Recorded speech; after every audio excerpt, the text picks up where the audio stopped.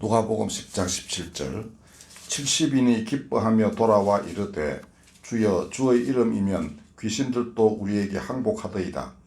예수께서 이르시되 사탄이 하늘로부터 번개같이 떨어지는 것을 내가 보았노라. 아멘.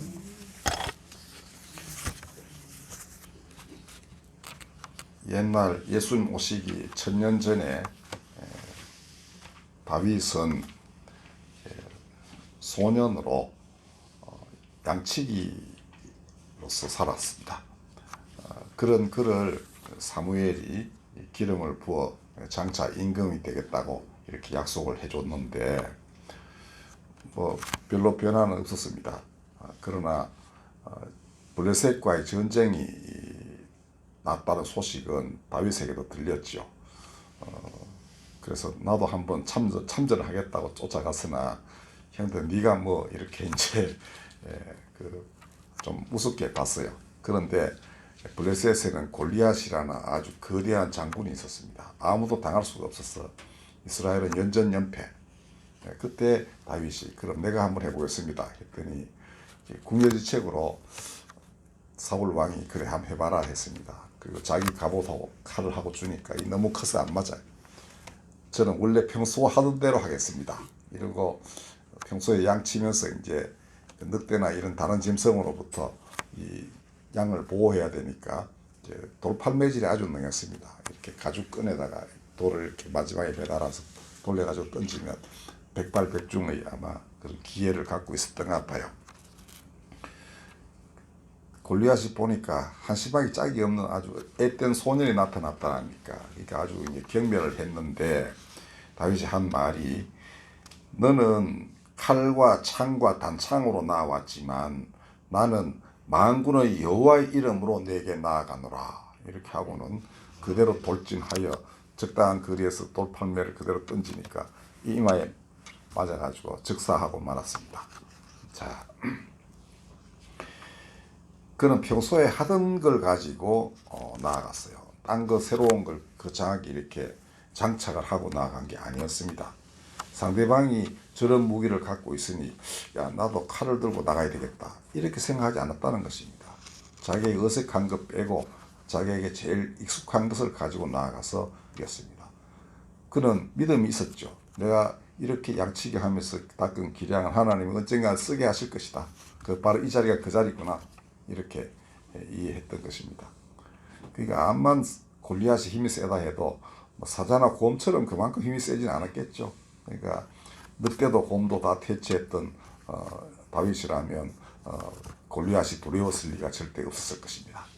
그러니까 하나님이 양치기에게 준 작은 그 기량이 사실은 이렇게 엄청나게 강한 적장을 구러뜨리는데 쓰일 줄 누가 알았겠습니까? 그러니까 이 전쟁에서의 무기라는 것은 인간이 이게 좋다 저게 좋다 이렇게 할 수 있는 게 결코 아니라는 것을 잘 보여주는 사건입니다. 예수님께서 이제 12제자 외에 그 70인을 둘씩 짝지어서 내보내셨다는 기사가 누가복음에 있습니다. 그러니까 이 70인 안에 12명도 들어갔으리라고 생각이 되는데 꼭 이렇게 한 명씩 내보내지 않고 둘씩 짝지어 보낸 것은 아마 서로 상의해가면서 의지해가면서 그러니까 또 뭐 이렇게 한 사람이 여기 있으면 또 누가 다른 볼일 볼 수도 있고 이렇겠죠. 그래서 자신이 가고자 하는 동네나 지역에 이들을 앞장서서 먼저 보냈습니다. 그러니까 길을 평탄케 하는 그런 그 준비를 하셨겠죠. 그러니까 예수님 상당히 용의 주도하신 면이 있어요. 그러니까 아마 그 지역 민심도 살펴보기도 하고 또 그 할 집이 어딘지 이런 것도 알아보기도 하고 아마 그랬으리라고 짐작이 되는데 무엇보다도 이들은 예수님이 보내실 때 그 앞부분에 보면은 주수할 것은 많은데 일꾼이 적다. 근데 이제 너희들이 일꾼이 다른 거죠. 네, 네가 가야 될 곳에는 지금 하나님이 추수할 알곡들이 계속 굉장히 많은데 너희가 가서 그들에게 이제 추수 때가 왔다 이런 거를 알리고 그다음에 그들이 하나님 나라에 들어오도록 인도해야 할 그런 책무를 주신 것이죠.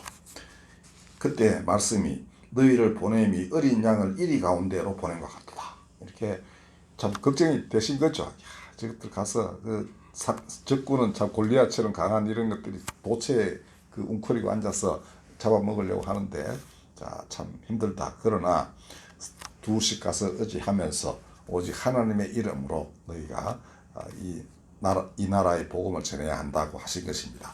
그때 더욱이 전대나 배낭이나 신발을 가지지 말라 이렇게 했습니다. 그 다음에 옆에 누가 아는 사람 있다고 집에 들어가서 자리인자 인사도 하지 말고 바로 가서 하나님 나라를 전해라 이렇게 하셨습니다. 그 다음에 평안을 받을 사람이 이제 그 분명히 있는데 너희가 평안이 임할지어다라고 해서 그 사람이 그것을 받아들인다면 너희가 그 집에 머물고 딴 데 오기를 하지 마라라고 했습니다. 그 다음에 그 집에서 그 주는 것을 먹고 마시라 이렇게 하셨고요. 그 다음에 병자들도 고치고 그 다음에 중요한 것이 하나님 나라가 너희에게 가까이 왔다. 이걸 전하라고 했습니다. 하나님 나라가 너희에게 가까이 왔다. 근데 만약 너희를 영접하지 아니하면 발에 먼지를 떨어버리라. 이게 이제 너희하고는 굿바이다. 이런 이제 의사표시라고 할 수 있겠습니다. 그렇지만 한마디 말은 남겨놓고 가라. 하나님의 나라가 가까이 온 줄 알아라. 분명히 경고를 하고 떠나라. 이렇게 하셨습니다. 그렇다면 이제 그렇게 너희를 내친 동네가 옛날 소돔과 비교하자면 소돔이 오히려 더 견딜만 하다라고 할 정도로 자신이 전하는 하나님 나라가 얼마나 엄중한가를 이렇게 그 제자들에게 알려주셨습니다.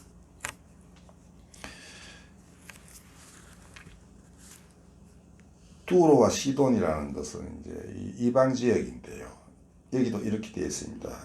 그가 가셔야 할 고라신 이런 지역이 이스라엘이 이제 거하는 지역인데 이방인이 거하는 이 땅이 오히려 그 말씀을 들으면 베옷을 입고 죄에 앉아 회개하였을 것인데 너희는 그렇지 못하구나. 그러니까 너희가 음부에까지 떨어지리라. 이 마태복음 23장에 보면 그렇게 상당히 강력한 그 질타를 하신 것도 나오는데 여기도 똑같이 그렇게 나와 있습니다. 가버나움도 마찬가지고요. 자, 이제 이렇게 제자들을 단단히 말씀으로 무장을 시키신 뒤에 내보냈더니 이들이 와서 보고를 했습니다. 주의 이름이면 귀신들도 우리에게 항복합디다 이렇게 했어요. 자, 여기 주의 이름, 주의 이름은 이제 예수님이기도 하고 왜 보면은 이제 하나님의 아들 혹은 하나님 여호와 하나님을 의미하기도 합니다. 그리고 이들은 틀림없이 예수님은 하나님의 아들이라고 철석같이 믿었으니까 이때 주는 예수님이라고 해도 거의 정확하다고 생각이 됩니다. 근데 대체로 주라고 하는 건 하나님을 의미하는 것이었어요. 그 당시 이스라엘의 율법상으로는. 자, 어쨌든 이들은 옛날 다윗처럼 하나님의 이름으로 그 다음에 아들의 이름으로 나아갔더니 귀신도 항복합니다. 이렇게 됐습니다. 예수님이 이 말을 보고를 듣고 사탄이 하늘로부터 번개같이 떨어지는 것을 내가 보았다. 그러니까 싸움은 뭐 일어난 것 같지 않죠. 그냥 가서 병자 고치고 하는 게 옛날에는 다 귀신 쫓아내는 일로 생각을 했습니다. 그 다음에 뭐 사람이 조금 이제 변화를 겪으면서 이들 영접했던 거 뭐 이런 것이라고 할 수 있겠는데 아마 병자가 낫는 거를 이제 귀신이 이제 우리에게 항복했다고 표현을 했을 거예요.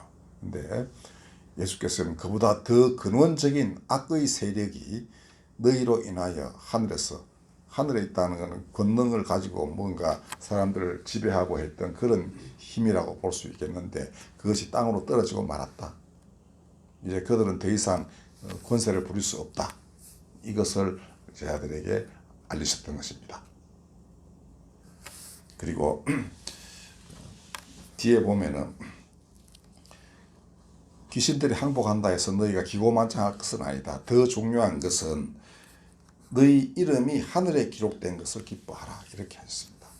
이 말은 너희 일생이 평생토록 이러한 싸움으로 일관될 것이다. 바로 그 자리에 너희가 부르심을 입었던 것을 더욱더 기뻐하여라 라는 것입니다. 이들은 무엇으로 싸웁니까? 결국 다윗을 보면 하나님의 이름으로, 그 다음에 여기에는 예수께서는 하나님의 나라 가까이 왔다는 이 복음으로 싸움에 임하라 라는 것이었습니다.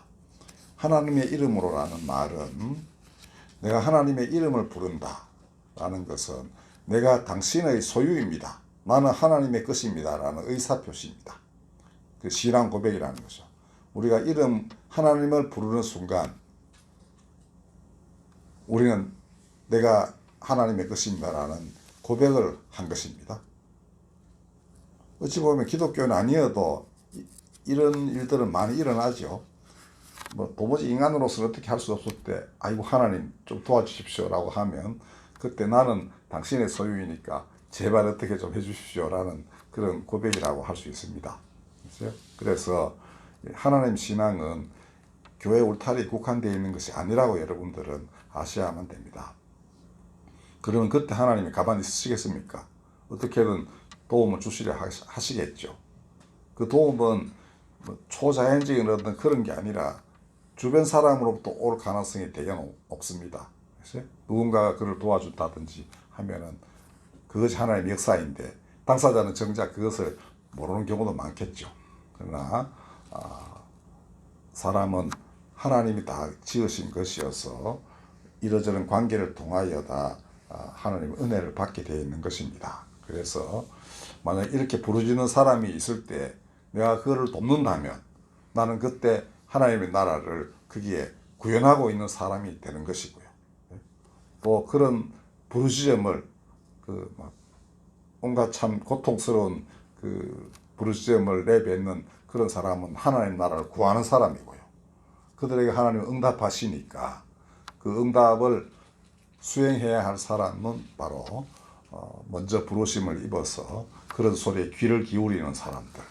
이렇게 하여 하나님 나라가 이루어지면서 사탄은 하늘의 권세를 부리다가 땅으로 떨어지게 되는 것입니다.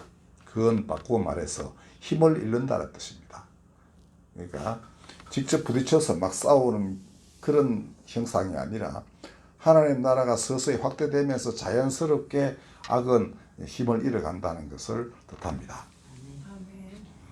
이게 되게 중요하죠. 그러니까 여러분들 이 거대한 악의 세력과 내가 어떻게 싸우냐 이렇게 걱정하실 필요가 없다는 겁니다.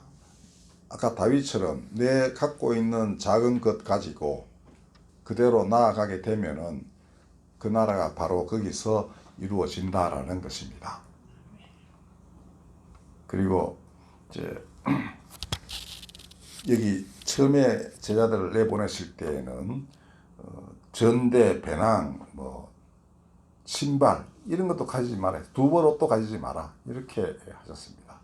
이거는 전적으로 하나님만 의지하고 나아가라. 라는 이런 이제 그 가르침인데 그래도 딥 백그라운드가 있으니까 이들을 걱정하지는 않았겠죠. 그리고 옆에 동네 얼마 안 가서 있는 동네에 가서 말 전하는 거니까 당장 그거 가지고 그렇게 걱정할 그런 상황 아니었다고 생각이 됩니다. 그러나 이렇게 말씀하신 것은 오직 하나님의 이름만 의지하고 너는 하나님의 것이다. 그 다음에 하나님 나라가 가까이 왔다는 그 복음 오직 그것만을 가지고 나아가라. 그것만이 너희가 가질 수 있는 무기다. 이렇게 얘기를 하신 거라고 볼 수 있습니다. 실제로 그들은 그렇게 했고 사탄은 하늘에서 떨어졌습니다. 힘을 잃었다는 것입니다. 자, 그런데 예수님 십자가를 앞두고는 제자들이 아주 특이하게 하신 말씀이 있어요. 내가 지금까지는 전대도 가지지 말고 배낭도 가지지 말고 신발도 두 개 가지지 말고 두벌옷도 가지지 말라고 했는데 부족한 게 있었더냐라고 하십니다. 제자들 가만 생각해 보니까 없었어요. 없나이다 했더니 그러나 이렇게 말씀하십니다. 이제는 그걸 다 가져라. 게다가 칼도 가지라고 했습니다. 칼도 겉옷을 팔아서 칼도 가져라. 이렇게 하셨으니까 이게 도대체 무슨 말씀인가? 좀 이해하기 어렵죠. 처음에 같이 계실 때는 아무것도 가지 말고 그냥 가 이러셨더니 돌아가신 뒤에는 내가 없으니까 이제는 다 챙기고 가져가라 뭐 이런 것인가? 저는 그렇지는 않다고 믿습니다. 왜냐하면은 그는 성천하시면서 내가 세상 끝날까지 너희와 함께 있으리라 하셨으니까 같이 계심에도 불구하고 왜 이렇게 말씀하셨는가? 저는 그것이 네가 가지고 있는 달란트를 다 쓰고 가라. 그러니까 하나님 나라, 하나님의 이름과 하나님의 복음, 그것이 가장 기본적인 것이지만 그걸 위하여 하나님이 너에게 주신 달란트를 전부 다 쓰는 것, 그것이 네가 해야 할 일이다. 이 말씀을 이렇게 표현한 것이라고 저는 생각합니다. 전대 가진 사람은 아마 뭐 기업가 이런 사람이면, 그다음에 칼 가진 사람은 군인 뭐 이렇게 비유할 수도 있는데, 누구나 다 사람은 달란트를 다 받았습니다. 만약에 정말 우리 잔띠 회원처럼 나중에 손가락도 제대로 까딱까딱 못하는 증액이 됐다고 합시다. 그렇더라도 영혼은 살아있어서 언제나 기도할 수 있고, 그게 그런 게 사람입니다. 우리 그런 경험 많이 했습니다. 그 다음에 특히 온갖 고생을 다한 어머니들 경우에도 놀라운 깨달음을 얻고, 그 다음에 기도에 정진하는 이런 모습도 우리가 많이 봤어요. 그리고 이제 저를 목사 되게 하는데 결정적 기여를 하신 아현중앙교회 저기 아현동에 있는 감리교 목사님 얘기를 한번 해보겠습니다. 평상시에도 늘 참 경건하고 그 다음에 아주 엄정하신 분이었어요. 어느 부목사님이 요새는 큰 교회 담임 목사로 가 계신데, 그 목사님 나중에 부목사로 왔을 때 저한테 한 얘기 합니다. 처음에 탁 인사를 왔더니 자기가 낮잠이 많은 것처럼 보이셨는지 목사님 하시는 말씀이, 나는 40년 동안 낮잠을 잔 적이 한 번도 없었다 그러시더랍니다. 이 목사님은 새벽 기도 하다가도 막 자기도 하고 그랬던 분인데 아주 독특한 분이다만 근데 이 목사님이 나중에 이제